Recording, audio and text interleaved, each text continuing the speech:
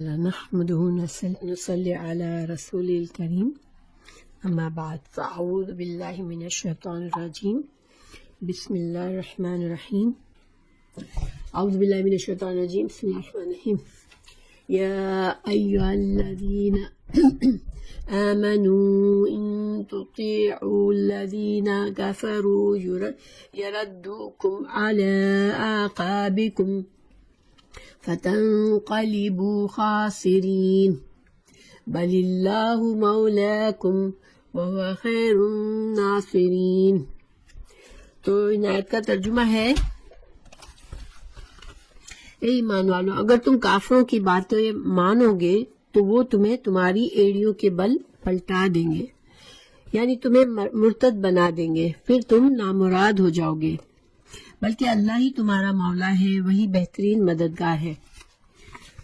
تو ان آیت کا ہم پیچھے سے دیکھتے ہیں کہ پیچھے سے کیا تعلق ہے۔ جہاں ہمارا جو سبق چل رہا ہے، ابھی آپ لوگوں کو یاد ہوگا کہ ابھی ہم جو بھی باتیں چل رہی ہیں وہ جنگ احد کی ڈسکشن چل رہی ہے کہ جنگ احد میں کیا واقعات ہوئے تھے، اور یہ پہلی جنگ تھی جس میں مسلمان ہارے تھے۔ مشرکین مکہ سے مسلمان ہار گئے تھے، حالانکہ بدر کی جنگ 1 سال پہلے ہوئی تھی جس میں مسلمانوں کو اللہ تعالیٰ نے بہت عظیم فتح دی تھی، اور یہ جنگ احد میں کافر اسی کا بدلہ لینے کے لیے آئے تھے ایکچولی، کہ اس کے جو ان کو بہت سخت ان کو چوٹ پڑی تھی بدر میں، تو وہ پورا 1 سال انہوں نے تیاری کی تھی، اور پوری تیاری کے ساتھ انہوں نے آ کے مدینہ کے باہر احد پر ملاقات ہوئی تھی مسلمانوں سے۔ تو ہم نے پیچھے سے یہ جانا جتنا ابھی تک پڑھا ہے کہ مسلمانوں کی مسٹیکس کی وجہ سے جنگ احد کچھ مسلمانوں سے مسٹیکس ہوئی، جس کی وجہ سے جنگ احد میں ناکامی ہوئی تھی۔ تو اللہ سبحانہ تعالیٰ نے ان ایک بات کو ایک مسٹیک سے لے کر مسلمانوں کو کی اصلاح فرمائی اور نصیحت فرمائی، جس میں اللہ تعالیٰ نے مسلمانوں کو بتایا کہ تم لوگوں کے دلوں میں ابھی مال کی محبت ہے، تو اس مال کی محبت کو چھوڑ دو، اور اس کے لیے اللہ تعالیٰ نے سود کو حرام کا حکم بھی یہیں پر ڈالا تھا، کیونکہ مال غنیمت کی محبت کی وجہ سے پہاڑ سے جو مسلمان اتر گئے تھے تو وہ اس وجہ سے اترے تھے۔ پھر اللہ تعالیٰ نے رسول اللہ صلی اللہ علیہ وسلم کے واضح حکم کی نافرمانی کی تھی۔ جب پہاڑ سے یہ 40 لوگ اترے تو 50 تھے وہاں پر تیر انداز، لیکن 40 اتر گئے تھے، تو انہوں نے اللہ کے واضح حکم کی نافرمانی کی تھی۔ تو اللہ تعالیٰ نے سمجھایا کہ تمہارے لیے کامیابی اللہ اور اللہ کے رسول کی اطاعت میں، یہ ہر حال میں تم کو اللہ اور اللہ کے رسول کی اطاعت کرنا ہے، اور تم نے رسول اللہ صلی اللہ علیہ وسلم کی نافرمانی کی تو تم کو یہ تکلیف دیکھنی پڑی۔ پھر اللہ تعالیٰ نے مسلمانوں کو سمجھایا کہ اللہ کی راہ میں آنے والی جتنی بھی آزمائشیں ہوں، ایک مسلمان کو ثابت قدم رہنا ہے، اور یہ بھی سمجھایا کہ دین جو ہے وہ صرف اللہ کے لیے، یعنی اگر تم جو بھی اسٹرگل کرو گے دین کے لیے، دین کو فلاح کے لیے، دین کی سربلندی کے لیے، وہ اس لیے کرو گے کہ دین اللہ کا ہے۔ تو اس پر چونکہ محمد صلی اللہ علیہ وسلم، ہمارے پیارے رسول صلی اللہ علیہ وسلم کی وفات کی جھوٹی خبر شیطان نے پھیلا دی، تو اس پر مسلمان سخت نا امید ہو گئے تھے، اور یہ ایک اور وجہ ہوئی تھی جس کی وجہ سے جنگ ہارے تھے، کہ ہمت ہار گئے کہ رسول اللہ صلی اللہ علیہ وسلم اب نہیں رہے دنیا میں، تو اب ہم کس کے لیے جنگ کریں۔ تو اللہ تعالیٰ نے یہاں بھی اصلاح فرمائی کہ صرف اللہ کا دین ہے، اور رسولوں کا مشن تو انسانوں کو اللہ سے جوڑنا ہوتا ہے، اللہ کا میسج دینا ہوتا ہے، اور وہ میسج دینے کے بعد رسول اگر دنیا سے چلے جاتے ہیں یا شہید ہو جاتے ہیں، تو اگر جو کوئی اپنے دین کو چھوڑ دے گا تو وہ پھر اپنا نقصان کرے گا۔ تو یہاں بھی اصلاح فرمائی کہ اسلام شخصیت پسندی کے لیے نہیں ہے، اسلام جو ہے وہ اللہ کا دین ہے، اور صرف اللہ کی رضا کے لیے اس پر چلنا ہے۔ یہ ساری چیزیں اللہ تعالیٰ نے سمجھائی پچھلے اسباق میں صرف آپ لوگوں کو ریویژن کرا رہی ہوں۔ پھر آج کا جو سبق ہے اس میں مسلمانوں کی ایک اور کمزوری کی اصلاح کی جا رہی ہے. اور یہ سبحان اللہ دیکھیں جنگ احد میں جس طرح سے اللہ تعالیٰ نے مسلمانوں کی اصلاح فرمائی ہے ایک ایک پوائنٹ پر، وہ بہت ہی یعنی کہ امیزنگ ہے کہ اللہ تعالیٰ نے کس طرح سے ایک واقعہ ہوا، ایک شکست ہوئی، اس سے کتنے سبق مسلمانوں کو دیے اور مسلمانوں کو ایک ایک چیز پر واضح طور پر نصیحت فرمائی. تو اب آج جو ہے وہ ایک اور پوائنٹ پر مسلمانوں کی نصیحت کی جا رہی ہے، وہ یہ ہے کہ اگر تم مسلمان ہو تو کافروں اور منافقوں کی باتوں میں مت آؤ. ان کی پروپیگنڈا ہو چاہے کچھ، یا وہ تمہیں کچھ بھی باتیں کنوینس کرنا چاہے، تمہیں ان کی اطاعت نہیں کرنی ہے، ان کی باتوں پر نہیں چلنا ہے. تو یہ کیوں ہوا، یہ بات بتانی کیوں ضروری ہوئی کہ جب مسلمان کو شکست ہوئی مسلمانوں کو، تو منافقوں نے اپنے دل کی بڑاس نکالی اور اپنے، چونکہ مدینہ تو ایک ایسی کمیونٹی تھی جس میں سارے لوگ تھے، مسلمان بھی تھے، مشرک بھی تھے، یہودی بھی تھے، منافق بھی تھے، اور ظاہری باتیں ان میں پاس پڑوس بھی ہوتا تھا، دوستیاں، پرانی دوستیاں بھی تھی، تعلقات بھی تھے، رشتہ داریاں بھی تھی. تو منافقوں نے اپنے دل کی بڑاس نکال کے اپنے لوگوں کو یہ سمجھانا شروع کیا کہ دیکھو تم جس دین کے لیے لڑنے چلے تھے، اپنی جان قربان کرنے چلے تھے، وہ سچا دین اگر ہوتا تو پھر اللہ تمہاری مدد کرتا. اللہ تو فرشتوں کو بھی بھیج سکتا ہے مدد کے لیے، جیسے کہ تم کہہ رہے تھے کہ فرشتوں کو اللہ نے بھیجا تھا بدر میں، تو آج پھر کیوں نہیں بھیجا؟ اگر اللہ ہی کا دین ہے تو پھر یہ ساری تو اتفاق کی بات تھی. بدر کی جو جیت تھی وہ تو ایک اتفاق کی بات تھی، اور تم بہتر ہے کہ اپنے باپ دادا کے دین پر چلے آؤ، اس کو چھوڑ دو. تو اس طرح سے ظاہری بات ہے کہ اب مسلمانوں کے لیے بہت سخت وقت تھا. ہر انسان کا ایمان اتنا ہائی نہیں ہوتا، اور بہت سے تو نئے مسلمان بھی ظاہر ہے دن بدن آتے جا رہے تھے، تو بہت سے مسلمانوں کے دلوں میں شک و شبہات ہونے لگے اعصم کے بارے میں، اللہ کے بارے میں. تو اللہ تعالیٰ یہاں سمجھا رہے ہیں کہ تم کافروں کے پروپیگنڈا کو مت سنو.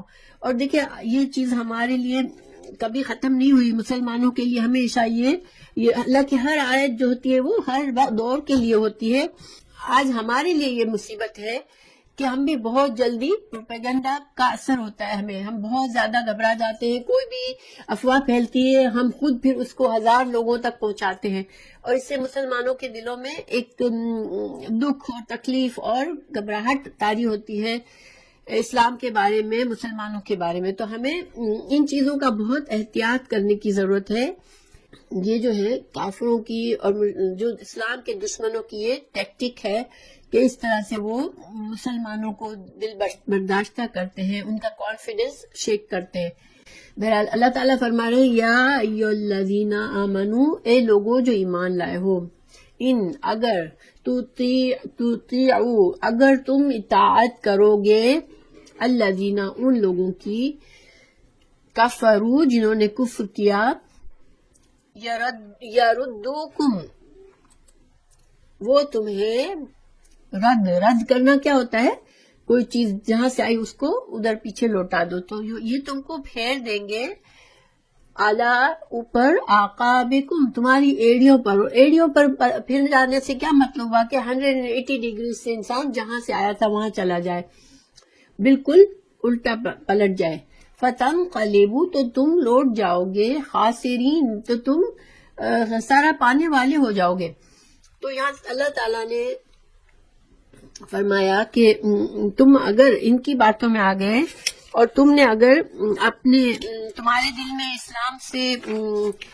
اسلام کے بارے میں شک و شبہات آ گئے اور تم دوبارہ اپنے مذہب کی طرف پلٹ گئے، اگر ایسا کیا، اگر مرتد ہوئے، اگر اسلام کو چھوڑا، تو تم سخت خسارے میں آ جاؤ گے. اور خسارہ ایسا نقصان ہوتا ہے جس میں انسان کے اگر کوئی بزنس میں خسارہ ہوتا ہے تو یہ مطلب ہوا کہ جو مال لگایا تھا وہ بھی چلا گیا، منافع تو نہ ملا، لیکن جو مال لگایا تھا وہ بھی مکمل لاس جو ہوتا ہے اس کو خسارہ کہتے ہیں. تو گویا تمہاری دنیا اور آخرت دونوں کا خرابی ہو جائے گی. دنیا میں تم جہالت کے اندھیروں میں چلے جاؤ گے، تمہارا دین چلا جائے گا، تمہاری اندر سے ایمان کی روشنی چلی جائے گی، اور تم پھر گمراہی میں چلے جاؤ گے، بری عادتوں میں پڑ جاؤ گے. اور آخرت میں تم جو ہے وہ جہنم میں جاؤ گے، اپنے ایمان اپنے اچھے اجر سے محروم ہو جاؤ گے۔ تو یہاں پر اللہ تعالیٰ نے پھر سمجھایا کہ تم کو بلکہ اللہ مولاکم، اللہ تمہارا مولا ہے۔ اور مولا کیا ہوتا ہے؟ مولا کا مطلب ہوتا ہے کہ اگر دو لوگوں کے درمیان کوئی بھی دوری نہ ہو، بالکل قرابت، تو قربت قریب ترین، تمہارا قریب ترین اللہ ہے، تمہارا دوست اللہ ہے، تمہارا مددگار اللہ ہے، تمہارا کارساز اللہ ہے۔ یہ ساری چیزیں مولا کے معنی میں آتے ہیں، ٹھیک ہے؟ تو اللہ جو ہے وہ تمہارا سب سے بہتر مددگار ہے، جو ہر وقت تمہارے ساتھ ہے۔ یہ ہر وقت کا مطلب بھی مولا میں آتا ہے کہ مولا ایسا دوست، ایسا ساتھی، ایسا مددگار جو کہ ہر وقت ساتھ ہوتا ہے۔ یعنی کہ جب تم مشکل سے گزرتے ہو تو یہ نہیں ہے کہ اللہ تعالیٰ نے تمہیں چھوڑ دیا ہے اس لیے تم مشکل سے گزر رہے ہو، اللہ اس وقت بھی تمہارے ساتھ ہوتا ہے۔ اللہ ایسا مولا ہے اور وہ بہترین مددگار ہے، اللہ کے سوا کوئی اور مدد کرنے والا نہیں ہے۔ مگر ظاہری بات ہے اس کا یہ مطلب نہیں ہے کہ انسان جو ہے وہ مشکلات سے نہیں گزرتا، مسلمان مشکلات سے نہیں گزرتا، یہ مطلب نہیں ہے۔ اللہ ساتھ ہوتا ہے، مگر یہ انسان کے لیے اللہ نے بتا دیا ہے کہ یہ زندگی جو ہے وہ آزمائشوں والی ہے، اس میں انسان کو دکھ بھی آتا ہے، تکلیف، آزمائشیں، مشکلات، یہاں تک کہ کافروں کا غلبہ بھی ہو جاتا ہے، مگر اللہ جو ہے وہ مسلمانوں کے ساتھ ہوتا ہے۔ اگر ہمارا ایمان ہے تو اللہ ہمارے ساتھ ہے ہمیشہ۔ اللہ تعالیٰ نے سورہ بقرہ میں فرمایا 257 میں، جو لوگ ایمان لائے ان کا دوست اللہ ہے، وہاں بھی مولا کا لفظ ہے، ولی کا لفظ ہے۔ پھر سورہ آل عمران 68 میں فرمایا اللہ ہی مومنوں کا کارساز ہے، اور یہاں پر اللہ ہی مددگار ہے، بہترین مددگار ہے۔ تو سبحان اللہ، اللہ جو ہے اپنے نیک بندوں کو، اپنے ایمان والے بندوں کو کبھی اکیلا نہیں چھوڑتا کہ مشکل میں ہے اور اللہ کو پتہ نہیں ہے۔ تو تم کو ان کی باتوں کو چھوڑو، ان کے پروپیگنڈا کو چھوڑو اور تم اللہ پر بھروسہ کرو، اور ہمیں بھی یہی کرنا ہے انشاءاللہ کہ ہر مشکل حالت میں اللہ پر بھروسہ کرنا ہے۔ اور امیزنگ بات دیکھیں ایسی ہے کہ بعض اوقات ایک افواہ پھیلتی ہے، ایک واقعہ ہوتا ہے جس کو اتنا بڑا بنایا جاتا ہے یہاں کہ ہمارے دل ڈر جاتے ہیں اس سے، لیکن پھر کچھ عرصے کے بعد اسی سے اتنی خیر نکلتی ہے مسلمانوں کے لیے، سبحان اللہ، کہ ایسا لگتا ہے کہ اللہ تعالیٰ نے دشمنوں کی چال کو الٹا کر دیا۔ جب ہمارے سامنے کئی مثالیں ہیں، 9/11 کو کتنا اینڈ آف دا ورلڈ کر دیا تھا، لیکن 9/11 کے بعد اسلام کو کتنا الحمدللہ اتنا فروغ ملا، کتنے لوگ مسلمان تھے مگر پریکٹسنگ مسلمان نہیں تھے، وہ مسلمان ہو گئے، جتنے لوگوں نے علم حاصل کرنا شروع کر دیا، یعنی کہ مسلمانوں کو اس سے کوئی نقصان نہیں ہوا ہے، ٹھیک ہے۔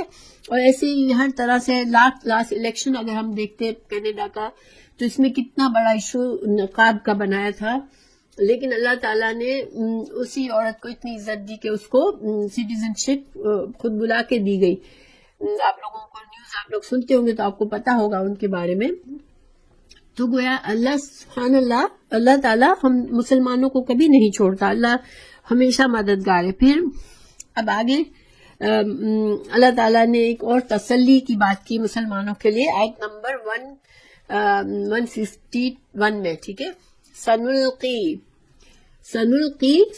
ان قریب، نلقی ہم ڈال دیں گے، فی قلوب الذین کفروا، فی میں قلوب قلب کی جمع ہے، دلوں میں، الذین ان لوگوں کے، کفروا جنہوں نے کفر کیا، الرعب ڈال دیں گے، بما بوجہ اس کے، اشرکو کہ انہوں نے شرک کیا، باللہ اللہ کے ساتھ، ما لم نہیں ہے، جو نہیں ہے، ینزل اس نے نازل کی، بھی ساتھ اس کے، سلطانن کوئی دلیل، اللہ نے کبھی شرک کی دلیل نہیں نازل کی تھی، لیکن یہ انہوں نے اللہ کے ساتھ شرک کیا، ان کے دلوں میں اللہ رعب ڈال دے گا، اللہ تعالیٰ خود سے مسلمانوں کا اور رسول اللہ صلی اللہ علیہ وسلم کا رعب ڈال دے گا۔ وما واہم اور ٹھکانہ ان کا النار آگ ہے، وبئس اور کتنا برا ہے، مثوا ٹھکانہ الظالمین ظالمین کا۔ اس کا ترجمہ پہلے پڑھ لیتی ہوں۔ ہم ان قریب کافروں کے دلوں میں رعب ڈال دیں گے، اس وجہ سے کہ یہ اللہ کے ساتھ ان چیزوں کو شریک کرتے ہیں جس کی کوئی دلیل اللہ نے نہیں اتاری، ان کا ٹھکانہ جہنم ہے اور ان ظالموں کے لیے بری جگہ ہے۔ تو اس کے بارے میں حدیث ہے صحیح بخاری اور مسلم میں، حضرت جابر بن عبداللہ رضی اللہ عنہ سے مروی ہے، رسول اللہ صلی اللہ علیہ وسلم نے فرمایا مجھے 5 ایسی چیزیں عطا کی گئی ہے جو مجھ سے پہلے انبیاء میں سے کسی کو نہیں دی گئی تھی۔ نمبر 1، 1 ماہ کی مسافت سے رعب کے ساتھ میری مدد کی گئی، یعنی آپ صلی اللہ علیہ وسلم ابھی دشمن سے 1 مہینے کی مسافت پر ہوتے تھے اور دشمنوں کو دلوں میں آپ صلی اللہ علیہ وسلم کا خوف طاری ہو جاتا تھا۔ پھر میرے لیے ساری زمین کو مسجد اور پاک بنا دیا گیا ہے، مسلمان ہی ہے جو کہیں بھی اپنی نماز پڑھ سکتا ہے۔ میرے لیے مال غنیمت کو حلال قرار دے دیا گیا ہے، کیونکہ اسلام سے پہلے مال غنیمت جو ہوتا تھا اس کو جلا دیا جاتا تھا، جنگ صرف اللہ کی خوشنودی، اللہ کے دین کے لیے لڑی جاتی تھی۔ تو آپ صلی اللہ علیہ وسلم نے جنگ بدر میں پہلی بار جنگ کے بعد جو مال غنیمت ہوا اس کو مسلمانوں نے کے لیے حلال کیا گیا تھا۔ پھر مجھ سے پہلے ہر نبی بطور خاص ان کی قوم کی طرف مبعوث کیا جاتا تھا، جبکہ مجھے تمام لوگوں کی طرف سے مبعوث کیا گیا ہے۔ آپ صلی اللہ علیہ وسلم کی نبوت تمام جن و انس پر ہے، قیامت تک کے لیے ہے، کسی خاص قوم کے لیے نہیں ہے، اور مجھے شفاعت عطا کی گئی۔ تو یہ 5 پوائنٹس ہیں اس میں۔ اس کے علاوہ بھی حدیث ہے، مسند احمد میں ہے کہ آپ صلی اللہ علیہ وسلم نے فرمایا اللہ تعالیٰ نے مجھے نبیوں، اور وہ حدیث جو پہلے سنائی وہ بخاری کی حدیث تھی اور مسلم کی تھی، ٹھیک ہے، اب یہ مسند احمد کی ہے، یہ بھی صحیح حدیث ہے۔ آپ صلی اللہ علیہ وسلم فرماتے ہیں اللہ تعالیٰ نے تمام نبیوں پر اور بعض روایتوں میں سے تمام امتوں پر مجھے 4 فضیلتیں عطا فرمائی ہیں، اس میں 5 کا ذکر تھا، اس میں 4 کی ہے۔ مجھے تمام دنیا کی طرف سے رسول بنا کر بھیجا گیا، اور میرے اور میری امت کے لیے تمام زمین مسجد اور پاک بنائی گئی، اور میری امتی کو جہاں نماز کا وقت آ جائے وہیں پر اس کی مسجد اور اس کا وضو ہے۔ میرا دشمن مجھ سے مہینے بھر کی راہ پر ہے، وہیں سے اللہ تعالیٰ اس کا رعب، اس کے دل میں رعب طاری کر دیتا ہے اور وہ کانپنے لگتا ہے، اور میرے لیے غنیمت کے مال حلال کیا گیا۔ اس کے علاوہ بھی روایت ہے جس میں سے ہمیں پتہ چلتا ہے کہ اللہ آپ صلی اللہ علیہ وسلم نے فرمایا کہ میں مدد کیا گیا ہوں میرے رعب سے ہر دشمن پر۔ پھر ایک اور حدیث ہے کہ مجھے 5 چیزیں دی گئی ہیں، میں ہر سرخ و سفید کی طرف بھیجا گیا ہوں، میرے لیے تمام زمین وضو اور مسجد بنائی گئی، میرے لیے غنیمتوں کے مال حلال کیے گئے جو میرے سے پہلے کسی کے لیے حلال نہ تھے، اور میری مدد مہینے بھر کی راہ تک رعب سے کی گئی، اور مجھے شفاعت دی گئی۔ تمام انبیاء نے شفاعت مانگ لی، لیکن میں نے اپنی شفاعت کو اپنی امت کے لیے، لوگوں کے لیے جنہوں نے اللہ کے ساتھ کسی کو شریک نہ کیا ہو، بچا کے رکھی ہے۔ سبحان اللہ، یعنی آپ صلی اللہ علیہ وسلم نے اپنی شفاعت کا حق جو ہے وہ قیامت کے لیے، یعنی اس وقت جب امت کو ضرورت پڑے گی اس وقت کے لیے اپنے امتیوں کے لیے رکھا ہے۔ حضرت ابن عباس فرماتے ہیں کہ اللہ تعالیٰ نے ابو سفیان کے دل میں رعب ڈالا اور وہ لڑائی سے لوٹ گیا۔ دیکھیں یہاں پر یہ ساری مختلف تھوڑے فرق سے ہیں یہ ساری روایات، تو ایسا کیوں ہوتا ہے کہ آپ صلی اللہ علیہ وسلم نے کچھ باتیں مختلف موقع پر فرمائی ہوئی ہوتی ہے اور مختلف لوگوں نے مختلف انداز میں ان کو سمجھایا ہوتا ہے، پھر جو حدیثیں یہ حدیثیں ہم تک پہنچتی ہیں تو تھوڑا سا ان کے الفاظ میں اور تھوڑا زیادتی اور کمی ہوتی ہے، لیکن یہ اس لیے کہ آپ صلی اللہ علیہ وسلم کے ساتھ ظاہر بات ہے کہ مختلف حالات آتے تھے، مختلف لوگ آپ کے ساتھ ہوتے تھے، تو آپ نصیحت کبھی فرماتے تھے کسی ایک گروپ کو کبھی دوسرے کو۔ اور یہاں پر ہمیں یہ پتہ چلتا ہے کہ جنگ احد میں دیکھیں عجیب بات ہوئی کہ جب مسلمان ہارنے لگے تو مسلمان بھاگنے لگے، تو زیادہ تر مسلمان کچھ مدینہ چلے گئے، کچھ پہاڑوں پر پہاڑ جو احد کے پہاڑ پر چلے گئے۔ آپ صلی اللہ علیہ وسلم بھی جب زخمی ہو گئے تو اس کے بعد چند صحابہ کے ساتھ آپ بھی پہاڑ پر چلے گئے تھے۔ تو اس وقت جو کافروں کی فوج تھی ان کو یہ سمجھ نہیں آئی کہ اس وقت تو ہم جیت رہے ہیں، ہم جو ہے تمام مسلمانوں کو پکڑ کر ڈھونڈ کر سب کو قتل کر دیں۔ اس وقت ان کے ذہن میں یہ بات نہیں آئی کہ آج ہمارے ہاتھ میں موقع ہے کہ ہم سارے مسلمانوں کو ختم کر کے اس جھگڑے کو ہمیشہ کے لیے ختم کر دیں، بلکہ وہ چلے گئے وہاں سے، ٹھیک ہے۔ یہ عجیب سے بات تھی کہ جب کوئی جیت رہا ہوتا ہے تو وہ اس طرح سے نہیں چلا جاتا، ٹھیک ہے۔ کبھی بھی جنگوں میں جو جیت رہا ہوتا ہے وہ آخر تک پوری اپنی فتح کو مکمل کرتا ہے، لیکن کافر سم ہاؤ مشرکین سم ہاؤ چلے گئے واپس، اور نہیں نہ صرف چلے گئے بلکہ کچھ آگے جا کے ان کو احساس ہوا کہ ہم کیوں چلے آئے، ہم تو جیت رہے تھے، ہم کو تو چاہیے تھا کہ ہم آج اس کام کو پورا مکمل طور پر ختم کر دیں. تو ان کے دل میں خیال آیا کہ ہم لوٹیں. ٹھیک ہے، لیکن سیم وقت پہ رسول اللہ صلی اللہ علیہ وسلم کے بات دل میں بھی یہ بات آئی تھی کہ اللہ نے ان کو لوٹا تو دیا ہے لیکن کہیں یہ واپس نہ آئے. تو آپ صلی اللہ علیہ وسلم نے وہی فوج جو حد میں گئی تھی، ان کو ابھی ہم سارے واقعات پڑھیں گے انشاءاللہ، ان سب کو لے کر آپ صلی اللہ علیہ وسلم آگے بڑھے مزید، تاکہ دشمن کو یہ نہ ہو کہ ہم ڈر کے ابھی تک چھپے ہوئے بیٹھے ہیں. اور جب دشمن کو یہ خبر ملی کہ آپ صلی اللہ علیہ وسلم تو دوبارہ لڑنے کے لیے آ رہے ہیں، تو یہ ڈر کے بھاگ گئے، پھر وہ آئی ہی نہیں دوبارہ. تو یہ اس پر حضرت ابن عباس نے فرمایا کہ اللہ تعالیٰ نے ابو سفیان کے دل میں بھی رعب ڈال دیا کہ وہ لڑائی سے لوٹ گیا. وعلیکم السلام ورحمۃ اللہ. تو اس کے علاوہ ہمیں ایک اور حدیث صحیح بخاری کے حدیث میں بھی اس کا ثبوت ملتا ہے کہ جب آپ صلی اللہ علیہ وسلم نے بہت سے بادشاہوں کو عرب سے باہر خطوط بھیجے تھے جس میں اللہ تعالیٰ اسلام کی دعوت دی تھی، تو جب روم کے بادشاہ کو آپ کا خط ملا، روم کی حکومت اس وقت سپر پاور تھی، عظیم حکومت تھی جو کہ بہت بڑے ایریا پہ تھی، اٹلی سے لے کر پورا شام کا ایریا جس میں سیریا، لبنان، سارا خطہ جو ہے بیت المقدس، یہ سارا اس میں آتا تھا. اتنی بڑی ریاست کا بادشاہ جب آپ صلی اللہ علیہ وسلم کا خط اس کو ملا تو وہ جسے اس کی جو ریئیکشن تھا، اور ابو سفیان اس زمانے میں سفر کر رہا تھا وہاں پر، اس کے محل میں اس نے بلایا تھا، وہ حدیث ہے لمبی اس کے بارے میں. تو اس نے اندازہ لگا لیا اور اس نے اپنے ساتھیوں سے کہا کہ یہ روم کا بادشاہ تو ڈر گیا رسول اللہ صلی اللہ علیہ وسلم سے. اس وقت ابو سفیان خود مسلمان نہیں ہوئے تھے.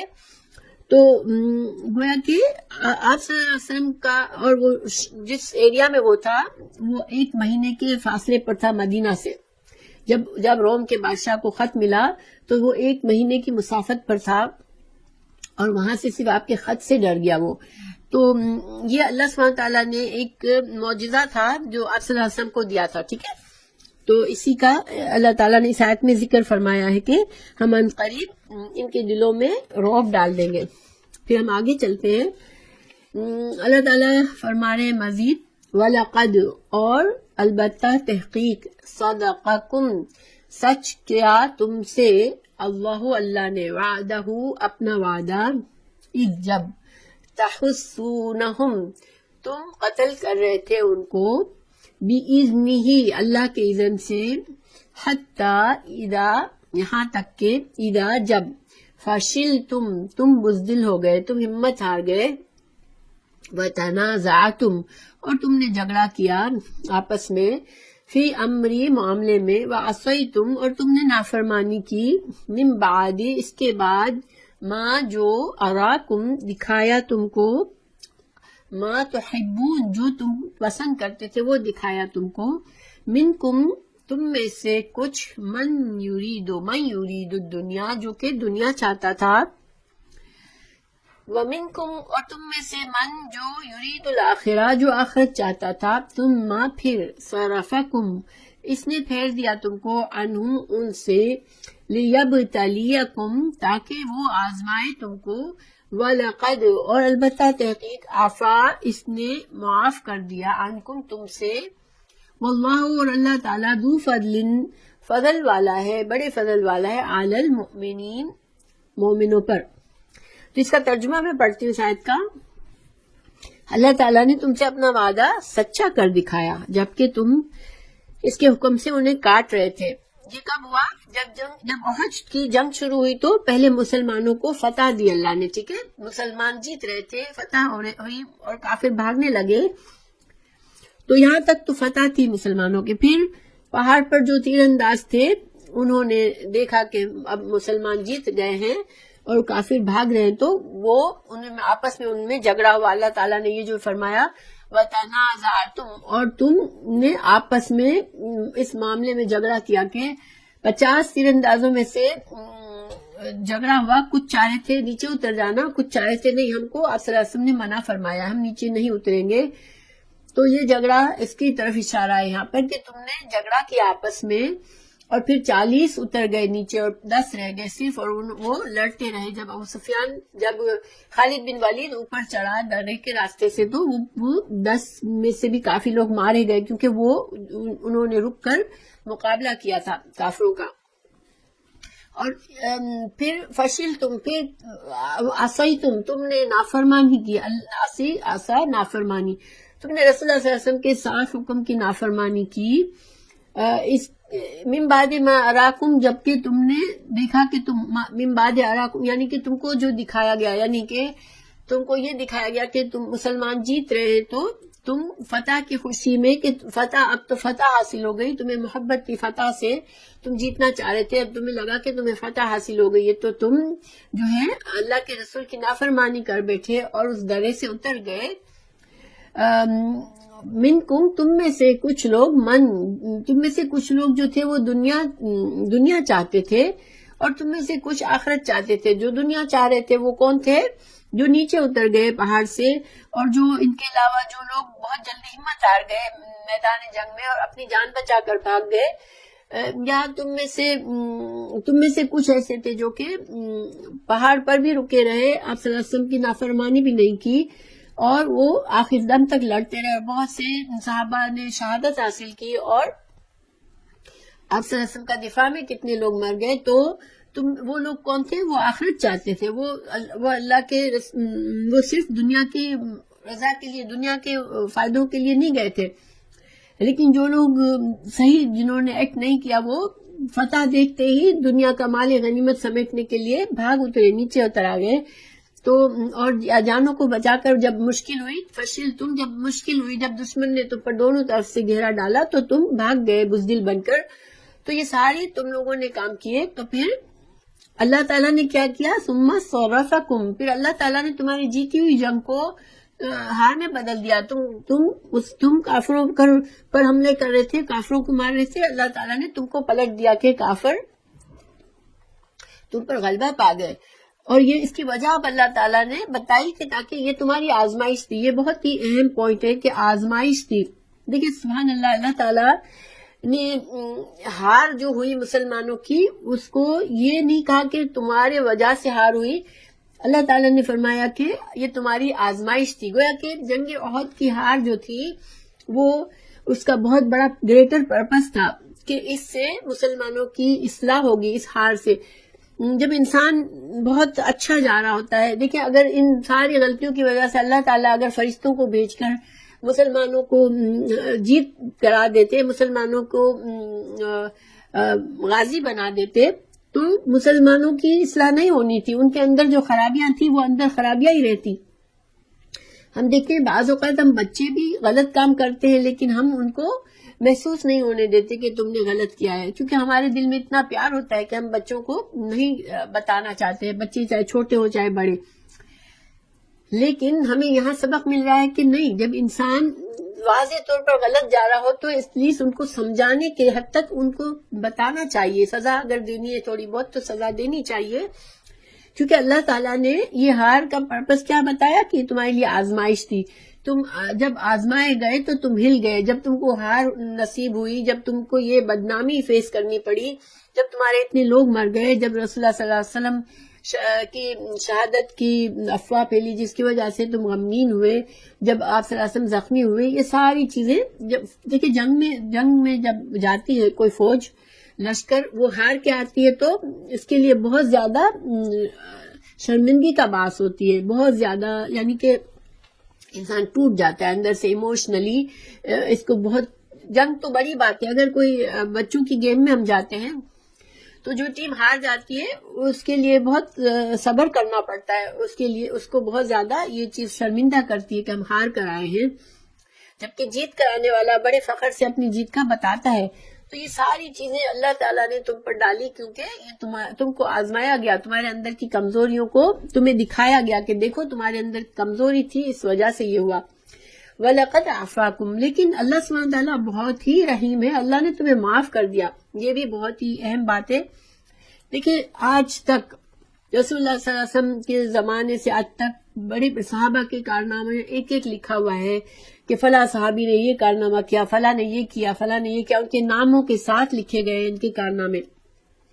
لیکن احد میں جن لوگوں نے کمزوری دکھائی، جن کی غلطیوں کی وجہ سے اتنی بڑی ہار ہوئی، ان میں سے کسی کا بھی نام نہیں لیا گیا کہیں بھی. ہسٹری کی کتابوں میں کہیں بھی کسی کا نام نہیں ہے کہ ان کو پوائنٹ آؤٹ کیا ہو کہ ہاں یہ تم تھے جس کی وجہ سے یہ ہار ہوئی تھی.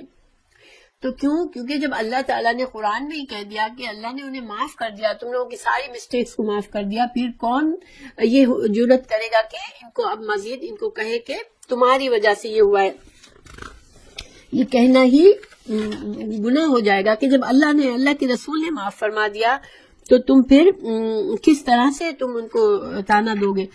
اس کے بارے میں میں آپ کو بتاتی ہوں کہ ایک واقعہ بتاتی ہوں کہ صحابہ کرام اجمعین کو اللہ نے یہ شرف اور فضل دیا کا اظہار کیا کہ جو ان کی کوتاہیوں کے باوجود اللہ نے ان کو فرمایا کہ ان کی غلطیوں کی وضاحت کر کے آئندہ اس کا ارادہ نہ کرے. تو پھر ہوا کیا تھا کہ صحیح بخاری میں ایک واقعہ ہے کہ ایک حج کے موقع پر ایک شخص نے حضرت عثمان رضی اللہ عنہ پر اعتراضات کیے. ٹھیک ہے، حضرت عثمان کی خلافت میں آپ کو پتہ ہے بڑا فتنہ ہوا تھا. جن کو تھوڑی سی ہسٹری پتہ ہے، حضرت عثمان پر بہت سے الزامات لگائے گئے تھے اور ان الزامات کے بہانہ لے کر ان کے گھر میں نظر بند کر دیا گیا تھا اور آخر میں شہید کر دیا گیا تھا. تو جب یہ افواہیں پھیلی جا رہی تھی حضرت عثمان کے بارے میں، تو حج کے موقع پر حضرت عثمان پر بعض اعتراضات کیے گئے کہ وہ جنگ بدر میں بیعت رضوان میں شریک نہیں ہوئے تھے. یعنی جنگ بدر میں بھی حضرت عثمان شریک نہیں ہوئے تھے، بیعت رضوان میں بھی شریک نہیں ہوئے تھے، اور احد کے دن وہ جنگ کے میدان سے فرار ہو گئے تھے. یعنی یہ 3 الزامات ان پر لگائے گئے حضرت عثمان پر. اس کے علاوہ بھی کچھ تھے، مگر حضرت ان 3 کے الزامات کے جواب میں حضرت عبداللہ بن عمر، حضرت عمر فاروق کے جو بیٹے تھے، انہوں نے جواب دیا تھا ان لوگوں کو کہ دیکھو جنگ بدر میں تو ان کی اہلیہ یعنی کہ رسول اللہ صلی اللہ علیہ وسلم کی بیٹی بیمار تھی. آپ کو پتا ہے کہ حضرت عثمان جو تھے وہ حضرت رسول اللہ صلی اللہ علیہ وسلم کی ایک بیٹی سے ان کا نکاح ہوا تھا. پھر جب ان کا انتقال ہو گیا تو دوسری بیٹی سے ان کا نکاح ہوا تھا. تو جب حضرت عثمان کی پہلی وائف جو تھی آپ صلی اللہ علیہ وسلم کی بیٹی، بڑی والی بیٹی، ان کا جب وہ شدید بیمار تھی، جب آپ صلی اللہ علیہ وسلم جنگ بدر کے لیے روانہ ہوئے تو جو آپ کی پہلی اہلیہ تھی، پہلی وائف تھی حضرت عثمان کی، آپ صلی اللہ علیہ وسلم کی بڑی بیٹی، وہ سخت بیمار تھی. تو رسول اللہ صلی اللہ علیہ وسلم نے حضرت عثمان رضی اللہ عنہ کو خود ہی کہا کہ آپ جنگ میں نہ آئے ہمارے ساتھ، آپ اپنی بیوی کا خیال رکھیں، کیونکہ آپ صلی اللہ علیہ وسلم کو شاید معلوم ہو گیا ہوگا کہ ان کا انتقال اسی وقت ہو گیا تھا. آپ جب جنگ بدر سے لوٹے تھے فتح کی خوشی لے کر، تو سیم وقت پر آپ صلی اللہ علیہ وسلم کو اپنی بیٹی کے انتقال کی خبر بھی ملی تھی، کیونکہ بیٹی پیچھے سے انتقال کر گئی تھی. اسی لیے شاید رسول اللہ صلی اللہ علیہ وسلم نے حضرت عثمان کو وہاں جنگ میں جانے سے روکا تھا. پھر بیعت رضوان میں یہ ایک واقعہ ہوا تھا جو کہ صلح حدیبیہ کا جہاں پر معاملہ ہوا تھا، وہاں پر بیعت لی تھی آپ صلی اللہ علیہ وسلم نے. تو بیعت رضوان کے موقع پر بھی حضرت عثمان نہیں تھے، کیونکہ اللہ تعالیٰ نے حضرت عثمان کو رسول اللہ صلی اللہ علیہ وسلم نے حضرت عثمان کو سفیر بنا کر مکہ بھیجا تھا، تو اسی وجہ سے وہ نہیں تھے. یعنی کہ وہ اپنی غلطیوں کی وجہ سے نہیں تھے، لیکن جن لوگوں نے افواہیں پھیلانی تھی انہوں نے ان سب باتوں کی افواہیں پھیلائی تھی کہ حضرت عثمان جو تھے وہ کسی بھی جنگ میں بھی شریک نہیں ہوئے تھے، نہ بدر میں شریک ہوئے، نہ بیعت رضوان میں ہوئے، نہ جنگ احد میں. تو جنگ احد کے بارے میں حضرت عبداللہ بن عمر نے فرمایا کہ یوم احد میں جتنے لوگ فرار ہوئے تھے اللہ تعالیٰ نے ان کو معاف فرما دیا تھا، اور یہ آیت پھر کوٹ کی تھی حضرت عبداللہ بن عمر نے. تو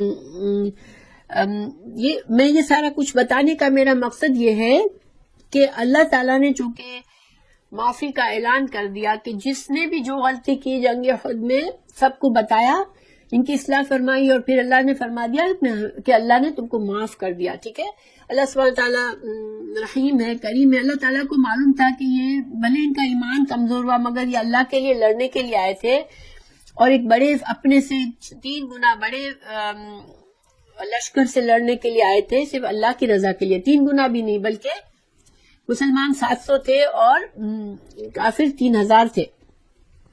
تو اللہ تعالیٰ نے یہ اس وقت ان لوگوں کو یہ نہیں کہا کہ تم آئے بھی تھے لڑنے لیکن کیوں تم نے ایسی حرکتیں کی، اب اللہ ناراض ہے تم سے. نہیں، اللہ تعالیٰ ایسے نہیں، اللہ رحیم ہے.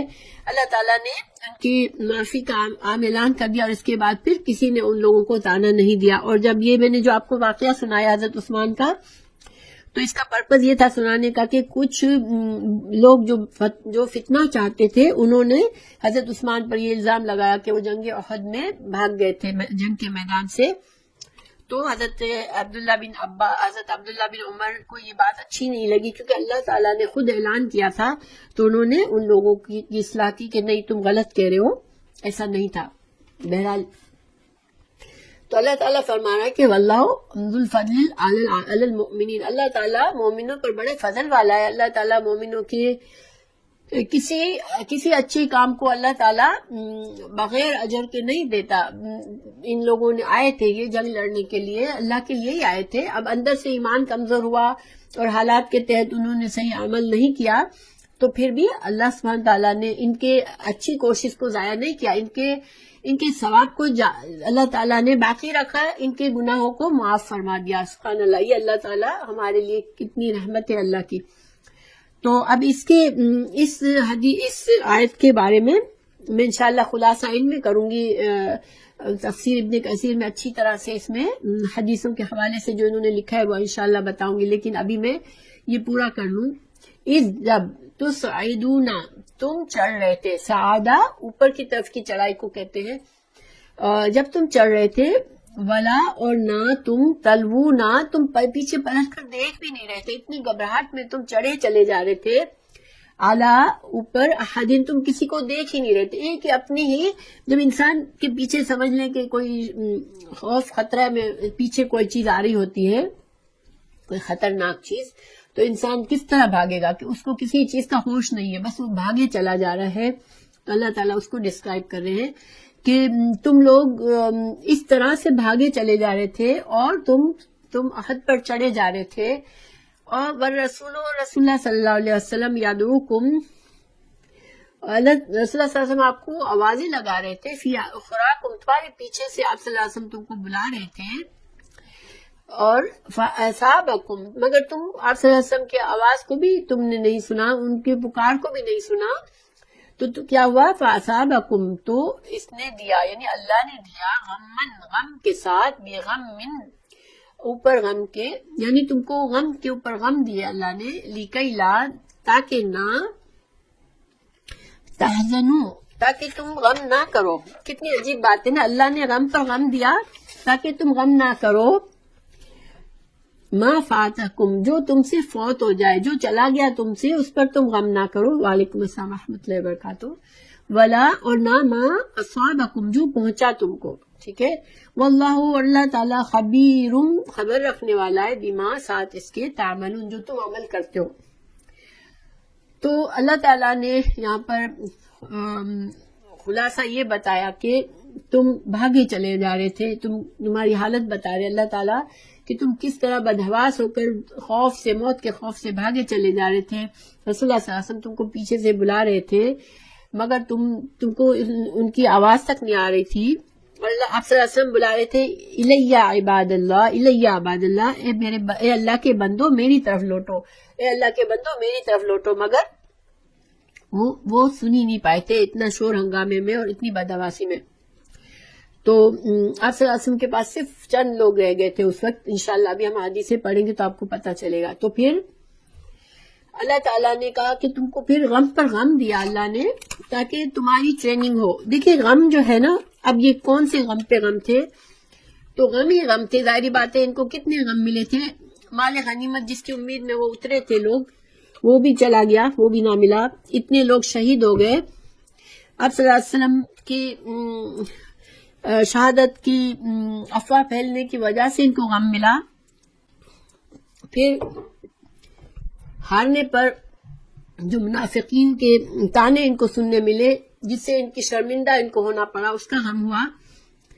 تو اللہ تعالیٰ نے ان کو بے شمار غم دیے. ٹھیک ہے. اس کے اوپر کچھ لوگوں نے اس پر کامنٹس کیے کہ غم پر غم تو کون سے غم ہے.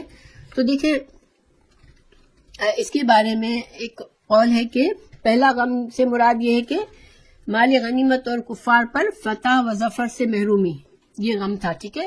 پھر دوسرا غم کیا ہوا ان کے اوپر کہ اتنے مسلمان شہید ہو گئے اور کتنے زخمی ہو گئے نبی صلی اللہ علیہ وسلم کی خلاف ورزی اور آپ صلی اللہ علیہ وسلم کی خبر شہادت. تو یہ غم کے اوپر غم، یعنی کہ آپ صلی اللہ علیہ وسلم کی جب ان کو خبر آئی کہ آپ صلی اللہ علیہ وسلم شہید ہو گئے تو وہ بہت بڑا غم تھا. آلریڈی غم کے اوپر اتنا بڑا غم ان کو ملا. تو اب اللہ تعالیٰ فرما رہے ہیں کہ اس کی حکمت کیا تھی کہ تم مضبوط ہو جاؤ، آئندہ کے لیے تمہیں یہ ٹریننگ ہو جائے کہ کوئی غم پہنچے، کوئی مصیبت آئے تو تم حواس باختہ نہ ہو جاؤ. دیکھیے یہ دنیا میں ہم دیکھتے ہیں یہ تجربہ، کوئی بندہ بہت سی مشکل وقت سے گزرا ہوتا ہے تو وہ اگر سروائیو کر جاتا ہے تو کیا ہوتا ہے، وہ مضبوط ہو جاتا ہے. اگر ٹوٹ جاتا ہے تو ٹوٹ گیا تو ضائع ہو گیا. لیکن جو انسان مصیبتوں اور مشکلات سے گزرنے کے بعد مضبوط ثابت قدمی سے رہتا ہے تو پھر آئندہ کے لیے وہ ایک مضبوط انسان بن جاتا ہے. تو آج اللہ تعالیٰ نے صحابہ کرام کی اصلاح فرمائی تاکہ آئندہ ان کو، یہ اصل میں ابھی تو صرف افواہ تھی آپ صلی اللہ علیہ وسلم کی انتقال کی، مگر آپ صلی اللہ علیہ وسلم کے صحیح معنوں میں جب آپ رخصت ہوئے تو صحابہ کرام کو یہ غم بھی برداشت کرنا تھا. تو اس کی بھی ٹریننگ ہو گئی، کیونکہ جب آپ صلی اللہ علیہ وسلم کا صحیح معنوں میں انتقال ہوا تو وہ لوگ سروائیو کر گئے. یہی اللہ کی انہی آیات کو یاد کیا کہ اللہ کے رسول تو، جو آگے ہم نے پڑھی تھی کہ محمد صلی اللہ علیہ وسلم تو اللہ کے رسول ہے اور رسولوں کو موت بھی آتی ہے، شہید بھی ہو جاتے ہیں، تو کیا تم دین سے پھر جاؤ گے؟ تو اس آیت نے ان لوگوں کو بڑا صبر اور سکون دیا تھا. اور بعد میں آپ دیکھیں کہ آپ صلی اللہ علیہ وسلم کے بعد صحابہ کرام اتنے مضبوط انسان بن گئے، اتنے پکے اور اتنے دین میں کھڑے ہو گئے کہ وہ دنیا پر چھا گئے. ساری کہاں اسلام پھیلایا انہوں نے. اور مسلمان حضرت عمر فاروق کے زمانے تک، جو کہ 12ویں ہجری تک تھا، اس وقت تک تو مسلمانوں کی حکومت جو تھی وہ سپر پاور بن چکی تھی، اتنی پھیل چکی تھی. تو اللہ تعالیٰ نے ان کو پہلے پکایا خوب، ان کو خوب آزمائشوں سے گزارا، مضبوط بنایا. اور جب یہ مضبوط ہو گئے تو ان کو اللہ تعالیٰ نے پھر بہت سے انعامات سے نوازا، بہت سی فتح اور نصرت دی. اگر اس وقت احد میں جیت جاتے تو ان کو یہ ساری ان کی ٹریننگ نہ ہو سکتی اور یہ مضبوط نہ بنتے. اس لیے اللہ تعالیٰ نے یہ آزمائش رکھی تھی ان کے لیے کہ اللہ نے فرشتوں کو بھیج کر نہیں مدد کر دی، یا نہ ان کو غیب سے ان کو نہیں جتایا تھا. تو یہ تو آج کا سبق تھا. اب میں چاہ رہی تھی کہ تھوڑی حدیثیں اس کے بارے میں امام جو ابن کثیر میں بہت اچھی طرح سے انہوں نے لکھی ہیں، وہ میں چاہ رہی تھی پڑھ کر بتاؤں. تو انشاءاللہ تھوڑا سا ہم ایکسٹرا ٹائم لے لیتے ہیں اور یہ میں پڑھ لیتی ہوں، ٹھیک ہے. امام بخاری رحم اللہ نے حضرت برا بن عازب کی روایت کو بیان کیا ہے کہ اس دن مشرکوں سے ہماری مدبیر ہوئی تو نبی صلی اللہ علیہ وسلم نے تیر اندازوں کے ایک گروہ کو درے پر مقرر فرما کر عبداللہ بن جبیر رضی اللہ عنہ کو ان کا امیر مقرر کیا اور فرمایا کہ تم اس جگہ پر ڈٹے رہنا. اگر تم یہ دیکھو کہ ہمیں فتح ہو گئی ہے تو اس جگہ سے تب بھی اس جگہ سے نہ ہلنا، اور اگر یہ دیکھو کہ دشمن ہم پر غالب آ گیا ہے تب بھی اپنی جگہ چھوڑ کر ہماری مدد کے لیے نہیں آنا، ٹھیک ہے. تو ہمارا مقابلہ ہوا اور دشمن بھاگ اٹھا. تو اب یہ آپ صلی اللہ علیہ وسلم کا حکم تھا، واضح حکم کہ چاہے ہم جیتے چاہے ہارے تم کو نہیں ہٹنا، ٹھیک ہے. تو پھر جب مقابلہ ہوا تو دشمن بھاگ اٹھا، حتیٰ کہ ہم نے دیکھا کہ ان کی عورتیں بھی اپنی پنڈلیوں سے کپڑے اٹھائے ہوئے پہاڑوں کی طرف بھاگ رہی تھی، جس کی وجہ سے ان کی پازیبیں نظر آ رہی تھی. تو اس صورتحال کو دیکھ کر درے پر مقرر لوگوں نے کہنا شروع کیا، غنیمت غنیمت. عبداللہ بن جبیر نے رضی اللہ عنہ نے کہا کہ نبی صلی اللہ علیہ وسلم نے مجھ سے یہ عہد لیا تھا کہ اپنی جگہ سے نہ ہلنا، مگر انہوں نے انکار کر دیا. اور جب انکار کیا تو اللہ تعالیٰ نے ان کی فتح کو شکست میں بدل دیا اور 70 مسلمان شہید ہوئے. اچھا، یہاں پر جو عورتوں کا ذکر کیا ہے تو یہ کیوں کیا ہے؟ دیکھیں، عورتیں جو ہوتی تھی نا، وہ مشرک عورتوں کو لاتے تھے جنگ میں، مگر ان کو پیچھے رکھتے تھے، ٹھیک ہے. پیچھے ان کا مقصد کیا ہوتا تھا کہ عورتیں وہ ایسے اشعار گاتی تھی جس سے مردوں کو ہمت ہو جنگ کرنے کی، ٹھیک ہے.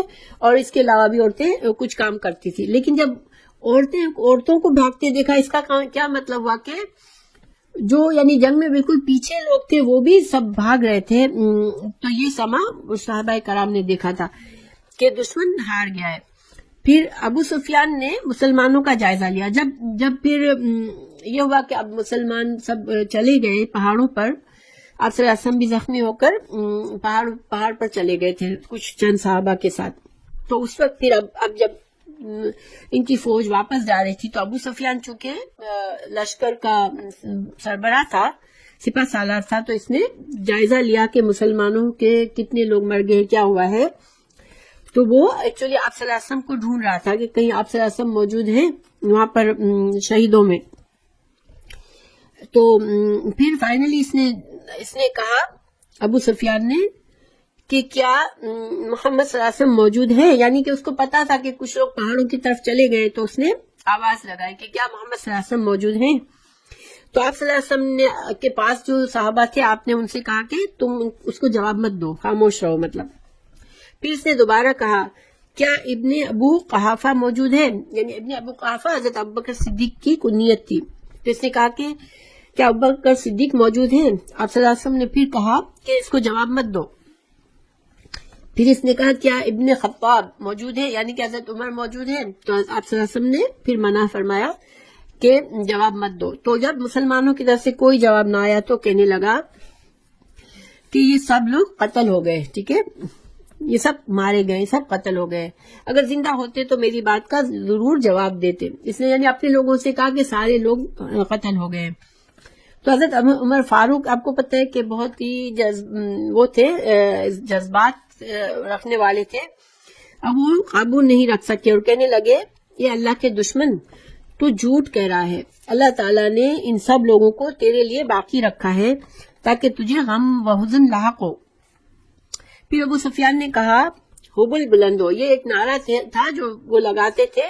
حبل ان کا دیوتا تھا، تو وہ حبل کی بڑائی بتانے لگا کہ حبل بلند ہو. نبی کریم صلی اللہ علیہ وسلم نے فرمایا اپنے ساتھیوں سے کہ اب ان کو آپ جواب دو.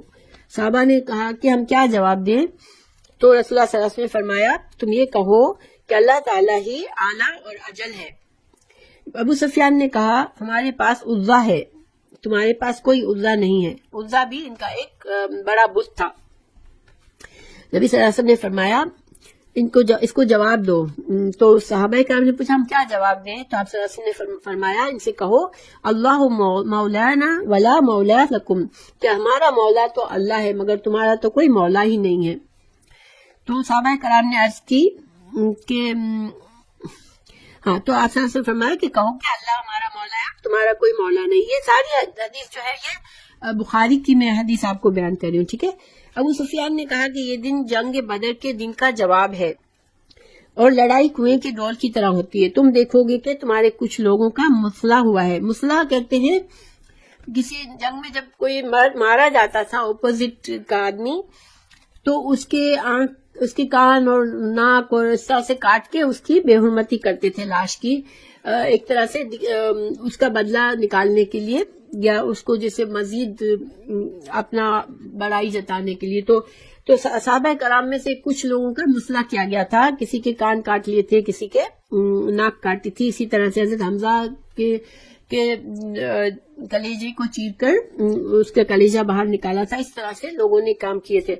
تو اس نے بتایا، جس سے چونکہ یہ سردار تھا تو اس نے بتایا کہ تمہارے کچھ لوگوں کا مسلح کر دیا گیا ہے مگر میں نے اس کا حکم نہیں دیا تھا، ٹھیک ہے. اس نے اپنے آپ کو بری کہا کہ میرے حکم پر یہ نہیں ہوا ہے، لوگوں نے خود سے کیا ہے. ہاں لیکن مجھے ان کوئی برا بھی نہیں لگا کہ انہوں نے ایسا کیا، یعنی کہ اس نے بے تعلقی ظاہر کی کہ مجھے کچھ برا نہیں لگا کہ وہ کر رہے تھے مگر میرے حکم پر انہوں نے نہیں کیا ہے. تو یہ حدیث جو ہے وہ امام مسلم نے اور امام بخاری نے روایت کی ہے. اس کے علاوہ جو ہے امام اسحاق، محمد بن اسحاق نے بھی عبداللہ بن زبیر کی حدیث بیان کی ہے کہ ان کے والد زبیر بن عوام نے فرمایا کہ اللہ کی قسم میں نے ہند کی خادماؤں اور سہیلیوں کو دیکھا کہ انہوں نے پنڈلیوں کے سے کپڑے اٹھائے ہوئے تھے اور وہ تیز بھاگ رہی تھی اور کسی چیز کی طرف مڑ کر نہ دیکھتی تھی. یعنی جب مسلمان جیت رہے تھے اس کا سما بتا رہے ہیں. اور تیر انداز اس وقت مال غنیمت اکٹھا کرنے کے لیے لشکر کی طرف متوجہ ہو گئے اور دشمن کے لیے ہماری پشت خالی کر دی۔ بالآخر ہم پر پچھلی جانب سے حملہ ہو ہی گیا اور چلانے والا نے چلا کر کہا، خبردار، محمد صلی اللہ علیہ وسلم شہید ہو چکے ہیں۔ یہ شیطان تھا جس نے آواز لگائی تھی بلند کہ رسول اللہ صلی اللہ علیہ وسلم شہید ہو گئے۔ چنانچہ ہم پلٹے اور علم برداروں تک پہنچے تو دشمن ہم پر ٹوٹ پڑا، یہاں تک کہ پوری قوم میں سے کوئی بھی آپ کے قریب تک نہ رہا، یعنی آپ صلی اللہ علیہ وسلم کے پاس کوئی نہ رہ سکا۔ محمد بن اسحاق کہتے ہیں کہ مشرکین کا جھنڈا گرا ہی پڑا جا رہا تھا کہ عمر بن علقمہ ہرسیہ نے تھام لیا اور قریش کے حوالے کر دیا، تو وہ سب اس کے ارد گرد جمع ہو گئے۔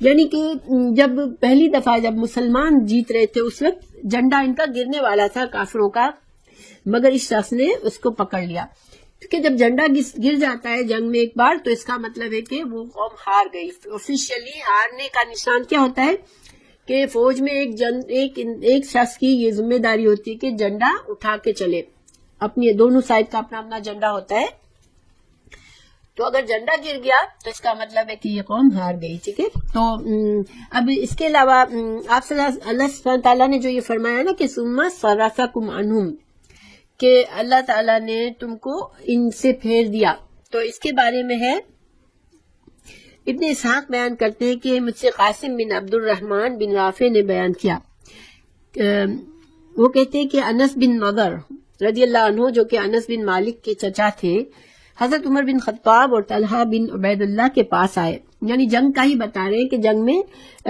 جب انس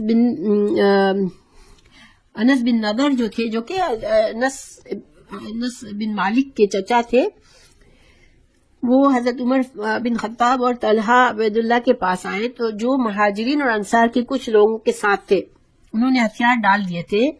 انہوں نے پوچھا کہ تم لوگ کیوں الگ تھلگ بیٹھے ہو؟ تو جواب دیا کہ رسول اللہ صلی اللہ علیہ وسلم شہید ہو گئے ہیں۔ تو حضرت انس بن نضر نے کہا کہ اگر رسول اللہ صلی اللہ علیہ وسلم شہید ہو گئے ہیں تو تم ان کے بعد زندگی کو کیا کرو گے؟ اٹھو، تم بھی اسی مقصد کی خاطر اپنی جانوں کو قربان کر دو جس کی خاطر حضور اقدس نے اپنی جان نثار فرما دی۔ اور وہ انس بن نضر دشمنوں کی صفوں میں جا گھسے اور بڑی بے جگری سے لڑے، حتیٰ کہ خلعت شہادت سے سرفراز ہو گئے اور اللہ تعالیٰ سے ان سے راضی ہو گیا۔ تو جیسے کہ کچھ لوگ، میں نے کہا کہ کچھ لوگ اللہ تعالیٰ نے جس طرح بتایا نا کہ کچھ لوگ جو تھے وہ آخرت چاہتے تھے، تو ان میں ان کا بھی یہ واقعہ ہے کہ جب لوگ ہمت ہار کر بیٹھ گئے کہ اب رسول اللہ صلی اللہ علیہ وسلم کا تو انتقال ہو گیا، اب ہم لڑ کر کیا کریں، تو انہوں نے ان کو ہمت دی تھی اور خود شہید ہو گئے تھے۔ آیت 152 کے بارے میں تھوڑی احادیث ہیں کہ جب اللہ تعالیٰ نے فرمایا کہ جب رسول اللہ صلی اللہ علیہ وسلم تم کو آوازیں دے رہے تھے تو اس کے بارے میں کیا وہ آپ فرما رہے تھے، لیا عباد اللہ، میرے اللہ کے بندو میری طرف آؤ، مگر وہ چڑھے چلے جا رہے تھے۔ یہاں پر آپ صلی اللہ علیہ وسلم کا دفاع جن لوگوں نے کیا اس کا ذکر بتا رہے ہیں کہ امام بخاری نے قیس بن ابو حازم سے روایت کیا ہے کہ میں نے حضرت طلحہ رضی اللہ عنہ کے ہاتھ کو دیکھا کہ وہ شل ہو چکا تھا، یعنی لڑتے لڑتے بالکل اتنا زخمی ہو چکا تھا کہ وہ لٹک رہا تھا، صرف شل ہو گیا تھا، کیونکہ اپنے اس ہاتھ کے ساتھ انہوں نے احد کے دن نبی کریم صلی اللہ علیہ وسلم کا دفاع کیا تھا۔ صحیح میں ابو عثمان نہدی سے روایت ہے کہ ان ایام میں سے احد کے دن جس میں رسول اللہ صلی اللہ علیہ وسلم نے جہاد کیا تھا، آپ صلی اللہ علیہ وسلم کے ساتھ طلحہ بن عبید اللہ اور سعد بن ابو وقاص کے سوا کوئی بھی نہ تھا، یعنی ان دو صحابہ نے آپ صلی اللہ علیہ وسلم کا دفاع کیا تھا خود سے، اپنی جانوں سے لڑ کر۔ سعید بن مسیب کہتے ہیں کہ سعد بن ابو وقاص کو بیان کرتے ہوئے سنا کہ رسول اللہ صلی اللہ علیہ وسلم نے احد کے دن اپنے ترکش سے میرے لیے تیر نکالے اور فرمایا، ارمی فدا کا ابی و امی، تیر پھینکو، تم پر میرے ماں باپ نثار ہو۔ اسے امام بخاری نے روایت کیا ہے، جنہیں آپ صلی اللہ علیہ وسلم نے اس صحابی کو انکریج کیا جو آپ کا دفاع کر رہے تھے۔ اور صحیح بخاری اور مسلم میں حضرت سعد بن ابو وقاص سے روایت ہے کہ میں نے احد کے دن رسول اللہ صلی اللہ علیہ وسلم کے دائیں اور بائیں دو آدمیوں کو دیکھا جنہوں نے سفید کپڑے پہن رکھے تھے اور وہ آپ کی طرف سے دفاع کرتے ہوئے سخت لڑائی کر رہے تھے۔ میں نے ان کو اس سے پہلے یا بعد میں کبھی نہیں دیکھا۔ تو ان کا انٹرپریٹیشن یہ ہے کہ یہ حضرت جبرائیل اور میکائیل تھے، یعنی حضرت جو سعد بن ابی وقاص جو کہ آپ صلی اللہ علیہ وسلم کے قریب ترین تھے اس وقت اور آپ کا دفاع کر رہے تھے، تو اس وقت انہوں نے 2 اور آدمیوں کو دیکھا تھا جو کہ جانے پہچانے نہیں تھے، تو ان کا یہ کہنا تھا کہ فرشتے آپ صلی اللہ علیہ وسلم کا دفاع کے لیے آئے تھے، اور یہ کوئی بعید بھی نہیں ہے، ظاہری بات ہے کہ اللہ اپنے رسول صلی اللہ علیہ وسلم کا دفاع کرنے کے لیے اگر فرشتوں کو بھیجے تو اس میں مطلب کوئی نہ یقین کرنے والی بات ہی نہیں ہے۔ پھر ایک شخص نے خاص طور سے اس کا قصہ بات آگے لکھا ہے، جس نے خاص طور سے قسم کھائی تھی کہ وہ رسول اللہ صلی اللہ علیہ وسلم کو خود قتل کرے گا، تو اس کے بارے میں ہے کہ ابو الاسود نے عروہ بن زبیر سے روایت کی ہے کہ خاندان جمعہ سے ایک شخص ابی بن خلف اس کا نام تھا، اس نے قسم کھائی تھی کہ وہ ضرور رسول اللہ صلی اللہ علیہ وسلم کو قتل کر دے گا۔ جب رسول اللہ صلی اللہ علیہ وسلم کو اس قسم کے بارے میں ہوا تو آپ نے صلی اللہ علیہ وسلم نے فرمایا اسے تو میں انشاءاللہ قتل کروں گا، یعنی آپ صلی اللہ علیہ وسلم نے بھی وعدہ کیا کہ انشاءاللہ میں اس کو قتل کروں گا۔ جب عہد کا دن تھا تو ابی نے کیا کیا کہ پورا لوہے میں ڈوب کر آیا، یعنی پورا لوہے کے لباس پہن کر آیا تھا، صرف تھوڑا سا اس کی جو سر کے اوپر جو ٹوپی پہنتے ہیں اس کے درمیان اور جو اس کے جسم کا جو لباس تھا اس کے درمیان ایک چھوٹا سا ایک خلا رہ گیا تھا بس گردن کے پاس، اس کے علاوہ وہ سارا کا سارا وہ پورا جنگی لباس میں تھا۔ تو آپ صلی اللہ علیہ وسلم نے اپنے نیزے کے ساتھ اسے زخمی کر دیا، جس کی وجہ سے وہ اپنے گھوڑے سے نیچے گر گیا۔ وہ جب آپ صلی اللہ علیہ وسلم کو قتل کرنے کے ارادے سے آیا تو آپ صلی اللہ علیہ وسلم نے خود اپنے نیزے سے اس کو زخم لگایا، تو اس زخم سے ابی بن خلف کے زخم سے خون تک نہیں نکلا، یعنی معمولی زخم لگا تھا، ظاہری بات ہے وہ پورا لوہے کے اندر ڈوبا ہوا تھا، چھپا ہوا تھا لوہے کے لباس میں، ایک چھوٹے سے سوراخ سے آپ نے نیزہ مارا تھا، تو وہ معمولی سا زخم تھا، لیکن اتنا تھا کہ خون بھی نہیں نکلا تھا۔ لیکن اس کے باوجود جب اس کے ساتھی اسے اٹھانے کے لیے اس کے پاس آئے تو بیل کی طرح آوازیں نکال رہا تھا۔ لوگوں نے اس سے کہا یہ تو معمولی سی خراش ہے، تم اس قدر کیوں زجر فضا کر رہے ہو؟ تو اس نے لوگوں کے سامنے رسول اللہ صلی اللہ علیہ وسلم کے اس فرمان کا ذکر کیا کہ رسول اللہ صلی اللہ علیہ وسلم نے کہا تھا کہ میں اسے قتل کروں گا، یعنی اب اس کے دل میں یہ خوف بیٹھ گیا، چونکہ آپ صلی اللہ علیہ وسلم نے جواب میں کہا تھا میں اسے قتل کروں گا، تو اب اس کو یہ تھا کہ اب چونکہ مجھے آپ صلی اللہ علیہ وسلم نے زخم لگایا ہے تو میں ضرور اب مر جاؤں گا۔ پھر اس نے کہا اس ذات کی قسم جس کے ہاتھ میں میری جان ہے، اس وقت مجھے جو تکلیف ہے اگر یہ اہل ذل مجاز کو ہو تو وہ سب کے سب اس تکلیف کی وجہ سے مر جائیں۔ چنانچہ اس کے فوراً بعد ہی وہ جہنم رسید ہو گیا۔ تو گویا کہ یہ اتنے معمولی سی زخم سے یہ شخص مر گیا کیونکہ اللہ سبحانہ تعالیٰ نے آپ صلی اللہ علیہ وسلم نے ایک وعدہ کیا تھا تو اللہ نے اس وعدے کو پورا کر دیا۔ پھر آپ صلی اللہ علیہ وسلم کے زخم جو لگا تھا اس کے بارے میں صحیح حدیث ہے، سہل بن یہ صحیح بخاری اور مسلم کی حدیث ہے کہ سہل بن سعد سے روایت ہے کہ ان سے رسول اللہ صلی اللہ علیہ وسلم کے زخم کے بارے میں پوچھا گیا تو انہوں نے بتایا کہ رسول اللہ صلی اللہ علیہ وسلم کے چہرے اقدس پر زخم آیا تھا، آپ کا انیاب اور سامنے والے 2 دانتوں کے درمیان اوپر والا دانت جو تھا وہ دانت مبارک شہید ہو گیا تھا، یعنی اوپر کی طرف سے جو کونے کے جو دانت ہوتے ہیں نا اس کے برابر والا دانت جو تھا وہ شہید ہو گیا تھا، اور خود سر مبارک میں بھی اور خود جو آپ کا خود تھا جو جنگی لباس میں آپ کا جو بچاؤ کے لیے جو تھا وہ آپ کے سر مبارک میں پیوست ہو گیا تھا۔ فاطمہ بنت رسول اللہ صلی اللہ علیہ وسلم خون دھو رہی تھی، حضرت علی جو تھے وہ ڈھال میں پانی لا کر ڈال رہے تھے۔ حضرت فاطمہ نے جب یہ دیکھا کہ پانی کے ساتھ خون کے بہنے میں تو اور اضافہ ہو رہا ہے تو انہوں نے چٹائی کے ایک ٹکڑے کو لے کر جلایا اور پھر وہ راکھ ہو گیا تو اسے زخم میں بھر دیا جس سے خون بہنا رک گیا۔ تو یہ آپ صلی اللہ علیہ وسلم کے زخم کے بارے میں تفصیل ہمیں جانی، تو الحمدللہ ہمارا معاملہ پورا ہوا آج کا، لیکن اس میں بڑے سبق ہے ہمارے لیے کہ دیکھیں جب اللہ کی طرف سے ایک مسلمان کبھی کسی بھی مشکل میں آتا ہے، ایسی مشکل جس سے انسان حواس باختہ ہونے لگتا ہے اور برداشت سے باہر ہوتی ہے، تو انسان کو اللہ پر بھروسہ کرنا چاہیے، کیونکہ اللہ تعالیٰ مومنوں کا مولا ہے، مومنوں سے ہمیشہ قریب ہوتا ہے، اور جب بھی کوئی معاملہ ہو رہا ہوتا ہے اس میں کوئی نہ کوئی خیر اور بھلائی ہوتی ہے۔ دیکھیں یہ جنگ کے شکست میں کتنی خیر اور بھلائی سامنے آئی، اللہ تعالیٰ نے مسلمانوں کی اصلاح فرمائی، اور مزید بھی ہم ابھی آئندہ واقعات میں دیکھیں گے کہ مسلمانوں نے پھر کتنی ہمت سے کام لیا تھا اس جنگ میں کے بعد، فوراً بعد. ابھی یہ سلسلہ چلتا رہے گا جنگ احد کا. تو اللہ تعالیٰ ہمیں اپنے اللہ پر توکل کرنے والا بنائے، اور ہر اچھے یا برے وقت میں اللہ کی طرف رجوع کرنے والا بنائے. آمین.